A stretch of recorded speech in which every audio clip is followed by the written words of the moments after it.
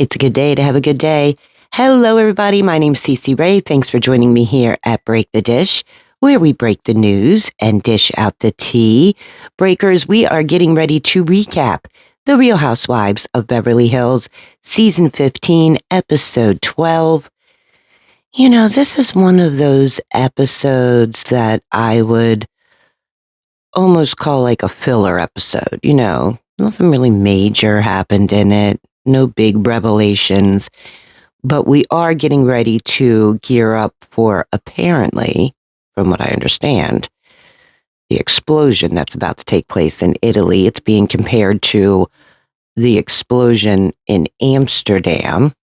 We'll see how that goes, right? But before we get into it, you know what to do. Make sure you like, subscribe, hit that notification bell, because here we break the dish.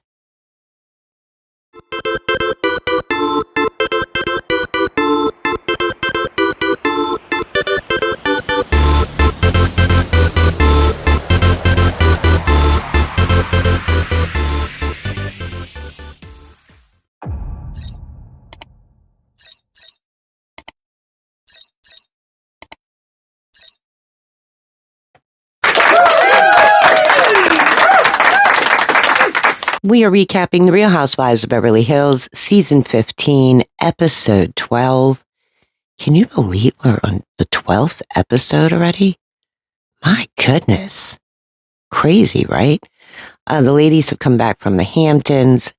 We see Rachel, her sons are back from camp, and the one was in Paris. And the one that was in Paris brings his mommy a nice little gift. He brings her, get this, an Hermes bracelet.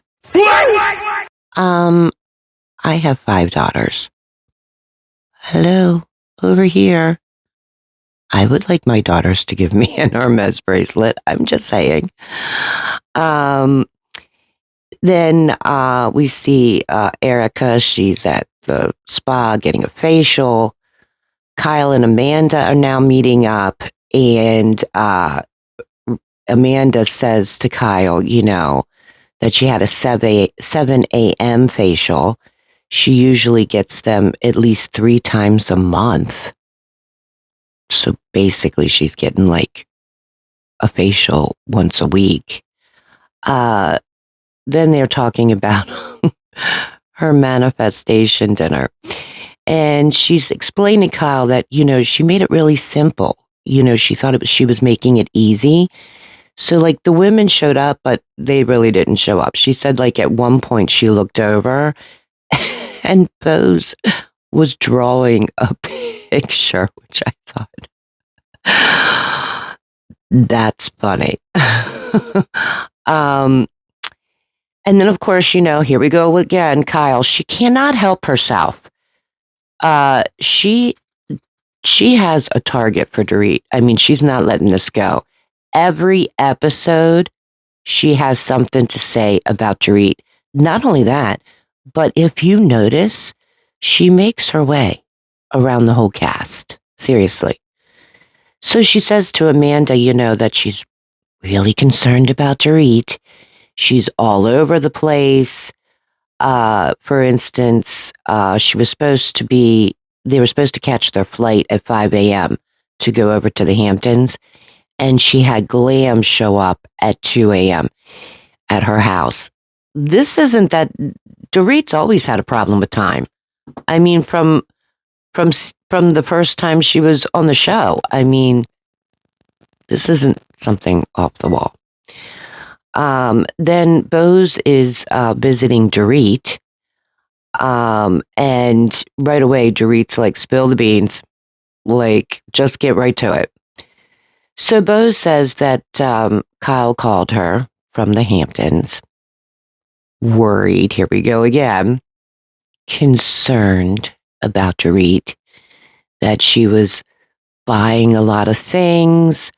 Her moods are erratic.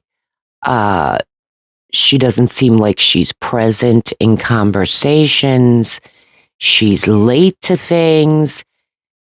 And Bose, in her confessional, is like, you know, when you hear something like this, I'm going to go check on my friend. And now I'm in front of her and I'm not seeing those things that Kyle's seeing. Well, you're not going to, Boz. Wonder why. But of course, Dorit's listening like, she goes, so let me get this right. So we just spent 4 days together in the Hamptons, 24 hours a day for 4 days. And she's having this conversation with you, who's 3,000 miles away, about me. So in Dorit's confessional, she says, I feel like a token moron. And that she thought that everything was going well with Kyle. But joke's on her. And she says to Boz that, she didn't ask Kyle, she didn't go around talking about Kyle behind her back when she did these massive changes in her life. And by the way, when she did these changes in her life, she was emulating her quote unquote new friends. We know who she's talking about. She was getting tattoos. She was working out all the time, stopped drinking. And she said basically, like, if Kyle could look inward and maybe figure out what's going on with herself, then maybe that's when she can show up as a friend. Maybe Dorit's right. Even though I don't think Kyle's a friend to anybody. Never has been, never will be. Hi everyone, Cece Ray here. I wanted to tell you about one of my favorite, and I do mean favorite, websites for savings. And we all love savings. It is called Morning Save. And I'm going to show you why. Okay, so see this? Now, I'm showing you this for a reason. Okay? This is Dermalactives. It's a 7-in-1 LED light therapy mask. Now, you and I both know you can't find this for less than $100 anywhere. Okay? I bought this for $39. Matter of fact, I bought one for my daughter too. And I bought it for $39 at Morning Save. Now, they not only just have beauty products. I mean, they have everything from fashion, home interior, organization, even sometimes cleaning supplies. But there is a catch. If you find something on that website and you don't buy it immediately, it could be gone. Just like that. Because they only have so much inventory. And when it's sold out, it's sold out. So make sure you visit Morning Save, go to the link in my description down below, and start all of your incredible savings.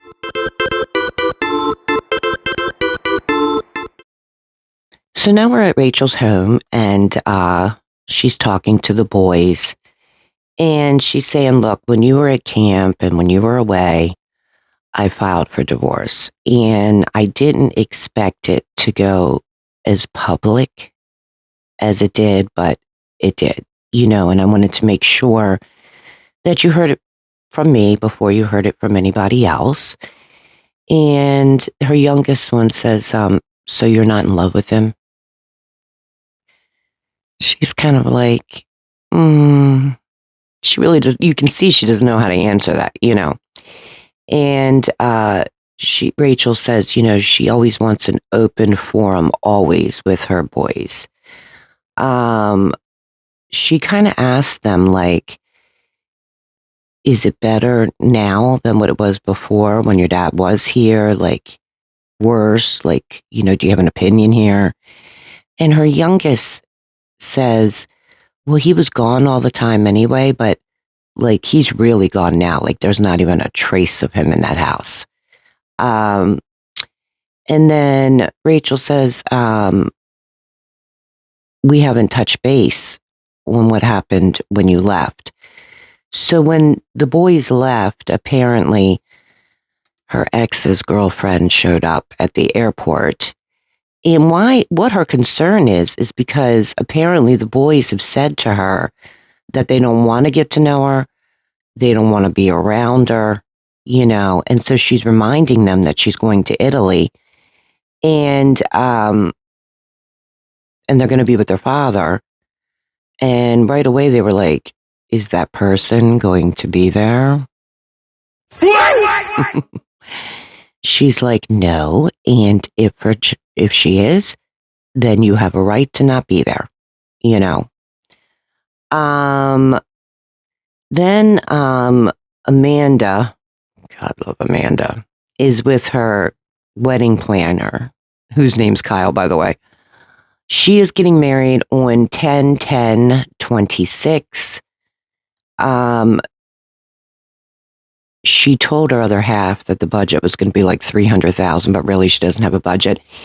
This is the problem with Amanda. She turns around and she says, what I make in a month, he makes in a year. I'm paying for the wedding. Why do you have to put it out there? I mean, you sound like a child, really. I mean, why do you have to put it out there like that? Why do you always have to remind everyone you're talking to, the entire viewer, all the viewers that are watching, that you're the breadwinner? You're the one that makes the most money. I mean, I've heard her in interviews say, oh, well, Eddie doesn't really care. Does he have a choice? I mean, like, you're putting it out there, whether he cares or not. These words are coming out of your mouth. She's saying that they're having an interfaith wedding because Eddie's Jewish and she's Christian.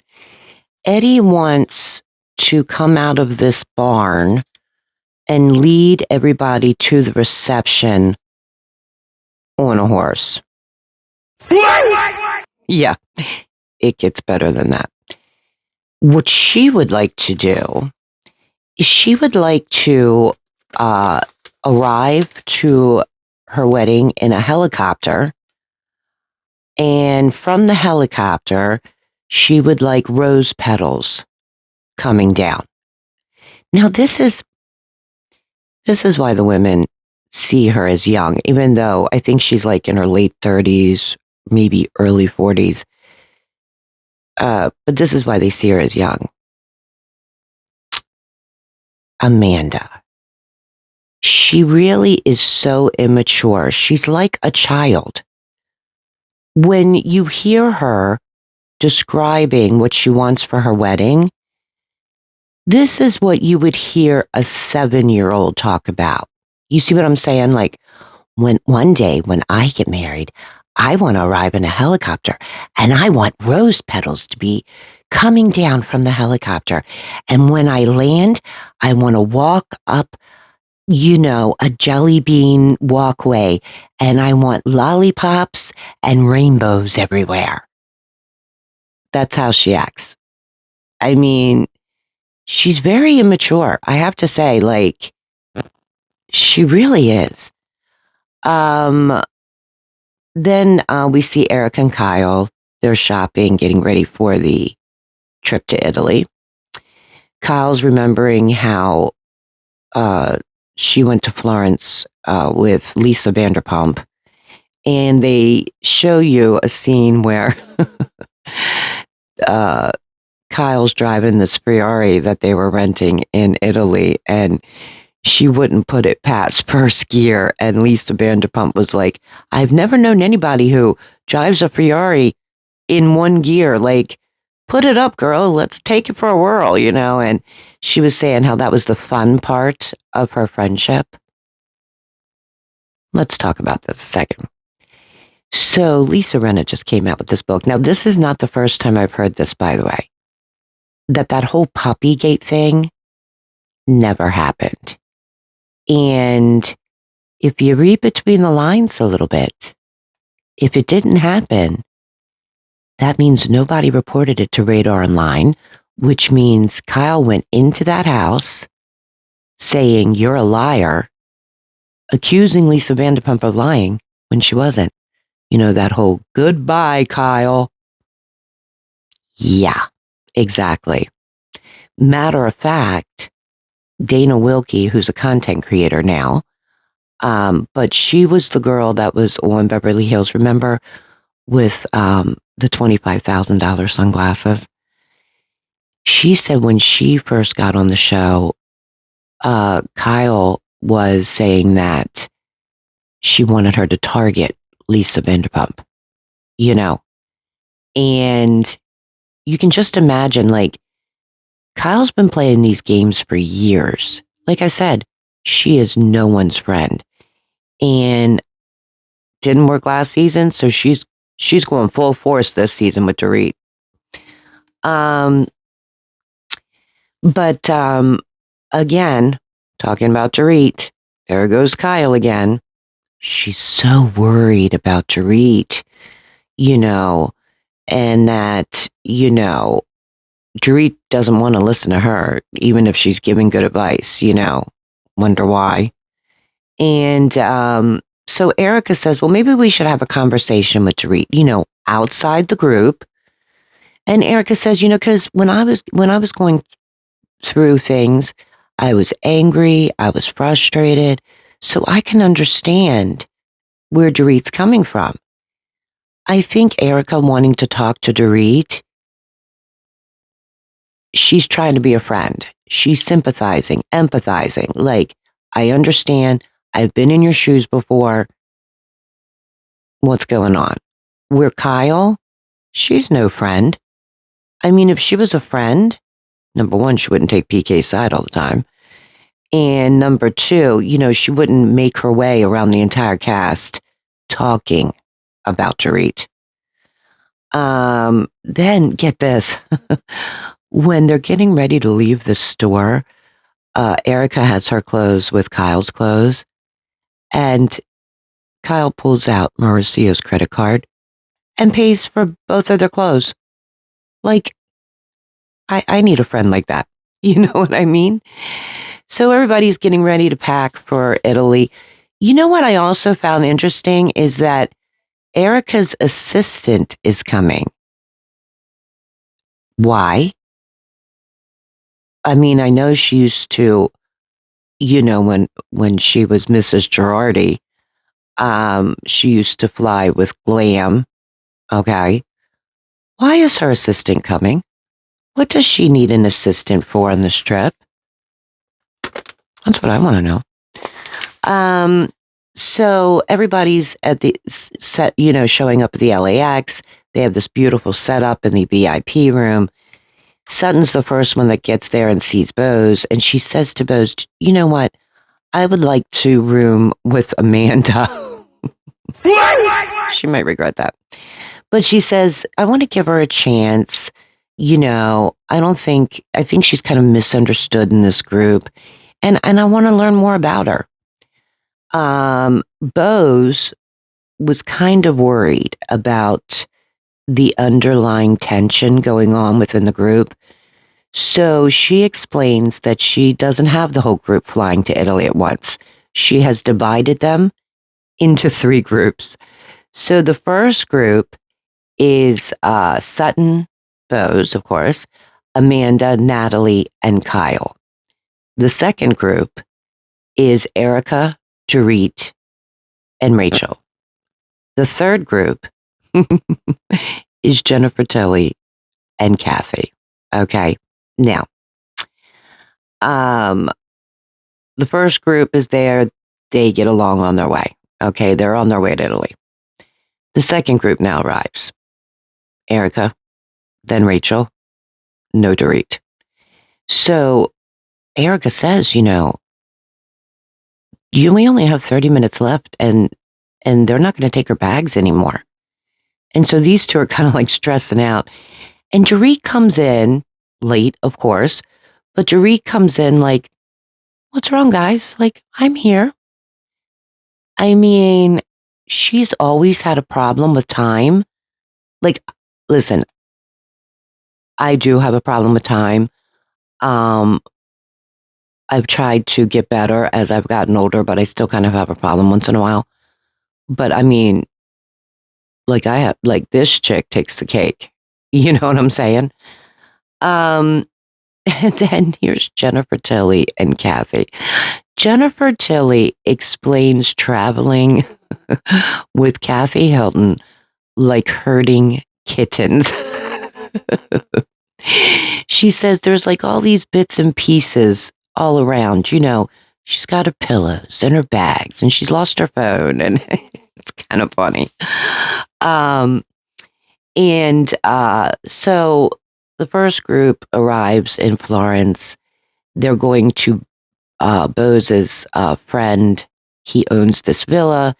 It's called the Villa Barbiani. It is to die for. It was built in the 1700s. When you go through the corridor, it is all hand painted. And the murals on the ceiling is of the carnival in Venice, like back in the day, like in the 1700s. It is beautiful. They're showing you the different rooms. They show you the master suite where Bose is staying, and the person showing them around says, your stuff's already laid out for you. And Kyle kind of looks at Bose, and Bo goes, oh yeah, my stylist was already here. That must be nice to have somebody actually take your things over and set it all up for you before you arrive. That's the way to travel. Then we get to Sutton and Amanda's room. And we find out not only are they sharing a room, but there's 2 twin beds in it. Kyle, she is almost like on the floor laughing so hard. And it's true, like, especially when you're a grown woman and you see a twin bed, you're like, that's a child's bed. That's not for me. That's for a child.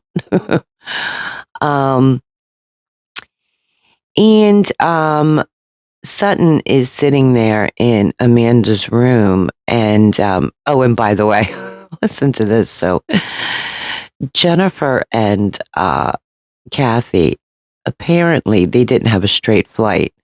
They had a layover in Switzerland. So you see them like eating, they must be at the airport or somewhere, like fondue or something.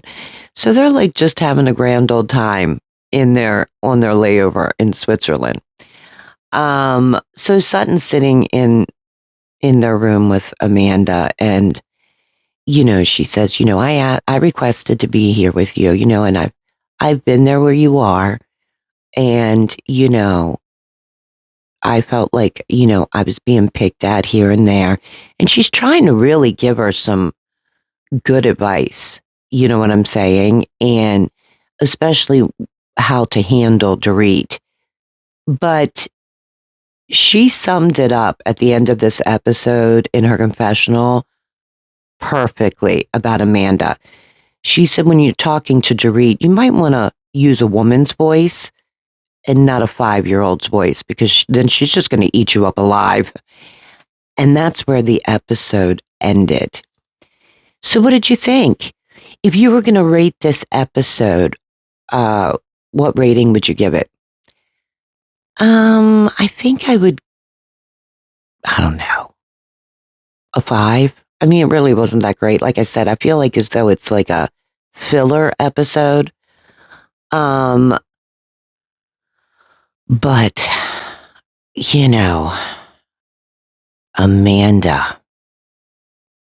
Amanda Francis, she is so immature.